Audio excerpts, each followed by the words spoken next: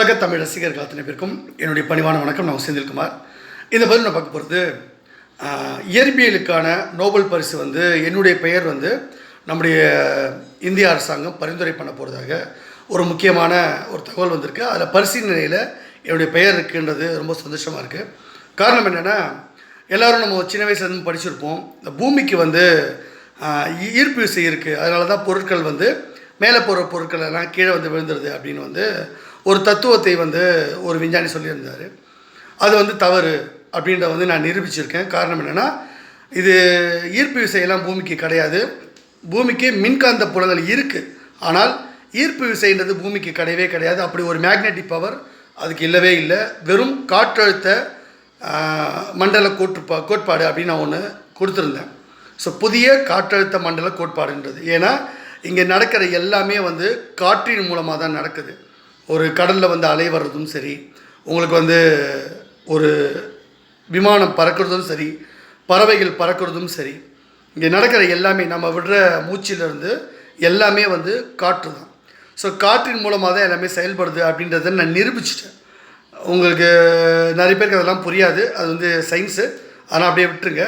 So இந்த விஷயத்துக்காக எனக்கு நோபல் பரிசு கொடுக்கணும் அப்படின்றதுக்காக மத்திய அரசாங்கம் விரைவில் பரிந்துரை பண்ணுவான்னு நினைக்கிறேன். நான் எல்லா ஆய்வுக்கற்றையும் நான் இன்டெலெக்சுவல் ப்ராப்பர்ட்டிலாம் கொடுக்க மாட்டேன், ஏன்னா அதில் நிறைய ஃப்ராட் நடக்கும். நேரடியாக நம்முடைய பிதாமகர் பாரத பிரதமர் நரேந்திர மோடி அவர்களுக்கு நான் அனுப்பி வச்சுருவேன்.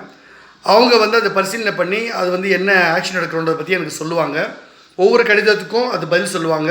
அதுக்கு முன்னாடி எழுத்துப்பூர்வமாகவே கொடுத்துருவாங்க. இப்போலாம் ஆன்லைனில் வந்தனால அதை பற்றின விஷயத்தை ஆன்லைன்லேயே பார்த்து தெரிஞ்சுக்கலாம், அது என்ன பண்ணியிருக்காங்க ஏதுன்றது. அப்பப்போ பிரைம் மினிஸ்டர் ஆஃபீஸில் எனக்கு ஒவ்வொரு கடிதத்தை பற்றியும் எனக்கு அப்டேட் கொடுப்பாங்க. ஸோ விரைவில் என்னுடைய பெயர் பரிசீலனை செய்து அது தேர்ந்தெடுக்கப்பட்டு அது ஒப்புதல் அளிக்கப்பட்டு எனக்கு நோபல் பரிசு கிடைக்குமான்றது எனக்கு தெரியாது. ஆனால் நோபல் பரிசுலாம் எனக்கு விருப்பம் இல்லை. நான் நம்ம நாட்டுக்காக சில விஷயங்களை செஞ்சேன். நான் எந்த பரிசு எதிர்பார்த்துலாம் செய்கிறதில்லை, எந்த பேருக்காகவும் நான் செய்கிறதும் கிடையாது. நம்ம நாட்டு மக்களுக்கு நல்லது நடக்கணும். அதனால தான் நம்ம இராணுவத்துக்காக சக்ரா டேங்க் அப்படின்னு ஒன்று புதுசாக உருவாக்கி ஒரு வடிவமைச்சு அதை நான் கொடுத்துருந்தேன். அது மட்டும் இல்லை, யுத்தங்களில் நம்ம மிகப்பெரிய வல்லரசாக வர்றதுக்கு எல்லா உலக நாடும் ஒன்றா சேர்ந்து இந்தியாவை எதிர்த்தா கூட ஒரு நிமிஷத்துலேயே நம்ம ஜெயிக்கிறதுக்கான எல்லா வியூகத்தையும் அமைச்சு கொடுத்துருக்கேன். புதிய ஒரு நவீன டெக்னாலஜி ஒன்று உருவாக்கி கொடுத்துருக்கேன். அதன் மூலமாக யார் படையெடுக்கணும்னு நினச்சாலும் அவங்கள 1 மணி நேரத்துலேருந்து அதிகபட்சமாக 24 மணி நேரத்துக்குள்ளே அவங்கள வீழ்த்திடலாம். நாம் என்ன டெக்னாலஜி யூஸ் பண்ணுறோம், நாம் எப்படி அவங்கள அட்டாக் பண்ணுறோம், நம்ம எப்படி அவங்கள வீழ்த்துறோன்னு அவங்களால கண்டுபிடிக்கவே முடியாது. இது ரொம்ப முக்கியமான ஒரு விஷயம். இதே அமெரிக்கா என்கிட்டேருந்து அதை கேட்டு வாங்கணும்னு அபகரிக்கணும்னு ஒபாமா அவர்கள் இருக்கும் போதே ட்ரை பண்ணாங்க. ஆனால் அது நான் அந்த ஆர்டிக்கல் கொடுக்கவே இல்லை. மரியாதைக்குரிய புரட்சித் தலைவி அம்மா அவர்கள் அப்போ முதலமைச்சராக இருந்தபோது இந்த விஷயங்கள்லாம் நான் முன்னெடுத்திருந்தேன். அந்த விஷயங்களை கொடுத்தபோது அவங்க எனக்கு பதில் கடிதம் கொடுத்துருந்தாங்க, இதை பரிசீலனை பண்ணி நாங்கள் நடவடிக்கை எடுக்கிறோம் அப்படின்றது. ஆனால் அந்த ஆர்டிக்கலை நான் கொடுத்த ஆர்டிக்கலில் ஒரு பகுதி, அதாவது முழுசாக நான் அதை சொல்லலை, சில விஷயங்களை பற்றி நான் சொல்லியிருப்பேன். அந்த முழு ரகசியங்கள் என்ன ஏதுன்றது என்கிட்ட இருக்குது. ஆனால் அந்த ஒரு கடிதம் கொடுத்துருந்தேன் பார்த்தீங்களா அம்மா அவர்களுக்கு, இந்த மாதிரி விஷயத்தை பற்றி நான் சோதனை பண்ணி காட்டணும் உங்களுக்கு அப்படின்றது. அந்த விஷயம் அமெரிக்கா கைக்கு போயிருக்கு. அது ஜெயலலிதா அம்மாவே அந்த சமயத்தில் ஒரு குற்றச்சாட்டு வச்சுருந்தாங்க. இராணுவத்துக்காக சில விஷயங்களை நாங்கள் கொடுத்துருந்தோம், அதை எப்படி அந்நியர்கள் கைக்கு போச்சுன்னு தெரியல, யாரோ நடுவில் தவறு பண்ணுறாங்க, அது கண்டுபிடிங்க, நம்ம இந்தியாவுடைய சொத்து, அது நம்ம இந்தியருக்கு செந்தில்குமார்ன்ற இந்தியருக்கு கண்டுபிடிச்ச அந்த கண்டுபிடிப்பை நம்ம நாட்டுக்கு பயன்படணும், மற்றவங்களுக்கு அது மற்றவங்க திருடக்கூடாது, அது நடந்துக்கூடாது, இந்த கல்பிட்டு யாருன்னு கண்டுபிடிங்க அப்படின்லாம் சொல்லியிருந்தாங்க. ஸோ இந்தியாவில் நம்மளை மாதிரி நிறைய பேர் நிறைய விஷயம் கண்டுபிடிச்சிருக்காங்க. நான் நிறைய விஷயம் கண்டுபிடிச்சி கொடுத்துருக்கேன் அரசாங்கத்துக்கு. ஜெயலலிதா அம்மா பாராட்டி எனக்கு கடிதம்லாம் கொடுத்துருக்காங்க. அது எல்லா துறையிலையும் நான் கண்டுபிடிச்சி கொடுத்துருக்கேன். நிறைய நவீன கருவிகள், அதெல்லாம் ரொம்ப யூஸ்ஃபுல்லான விஷயங்கள். நிறைய விஷயங்களுக்காக அம்மா என்னை பாராட்டியிருக்காங்க. அந்த மாதிரி கொடுத்ததுக்கு பதிலெலாம் கொடுத்துருவாங்க உடனே.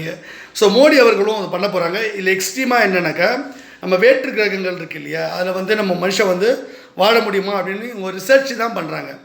இந்த கோள் வாழ தகுதியானதா இல்லையா அப்படின்னு தேடிக்கிட்டு இருக்காங்க. நான் என்ன சொன்னேன்னா, தேடாதீங்க, இருக்கிறத உருவாக்குங்க. நம்ம பக்கத்தில் உள்ள ஒரு கிரகம் ரொம்ப அருகாமையில் உள்ளதோ கிட்ட இருக்கிறதோ ஓரளவுக்கு டிஸ்டன்ஸில் இருக்குன்னா அந்த கிரகங்களுக்குள்ளே, நம்ம சூரிய குடும்பத்துக்குள்ளே இல்லைன்னா கொஞ்சம் வெளியே இருக்கக்கூடிய சில கிரகங்களில் நாம் அந்த சூழ்நிலையை வாழறதுக்கான சூழ்நிலையை நாம் நவீன டெக்னாலஜி நம்ம உருவாக்குவோம். அதை உருவாக்கிட்டா அந்த கிரகங்கள் பூமியை போல் வாழ தகுதியாகிடும். அதற்கு என்ன செய்யணுன்றதை பற்றி நான் ஆர்டிக்கல் கொடுத்துருப்பேன். அதை பூமின்ற திரைப்படத்துலேயும் அதை பற்றி சொல்லியிருப்பாங்க. நிலாவிலேயே ஒரு மனுஷன் எப்படி வாழ முடியும், அதை எப்படி சரி பண்ணுறாங்க அப்படியே அந்த கதாநாயகன் பண்ணுற மாதிரி அதில் வச்சுருப்பாங்க. ஸோ நான் என்ன எழுதி கொடுத்தனோ அதெல்லாம் பண்ணியிருக்கேன். ஸோ மோடி அவர்கள் அதெல்லாம் பரிசீலனை பண்ணி நடவடிக்கை எடுக்கிறாரு. வேகமாக பயணிக்கக்கூடிய விண்கலங்களையும் நான் வந்து வடிவமைச்சு கொடுத்துருக்கேன். ஸோ விரைவில் அதெல்லாம் நடைமுறைக்கு வரும். அதனால் நோபல் பரிசு வந்து கொடுக்க போகிறதாக சொல்கிறாங்க. அது வந்து எனக்கு பெருசாக சந்தோஷம்லாம் கிடையாது. ஏன்னா வந்து நம்ம நாட்டில் நம்ம மக்களுக்காக நான் கண்டுபிடிச்சி கொடுத்துருக்கேன். இல்லை நோபல் பரிசு வாங்கி நான் என்ன பண்ணுறது, அதெல்லாம் எனக்கு தேவையே இல்லை. அந்த மாதிரி பரிசுக்கெல்லாம் நான் ஆசைப்படுறதே கிடையாது. மக்களுக்கு நல்லது நடந்தால் சரி.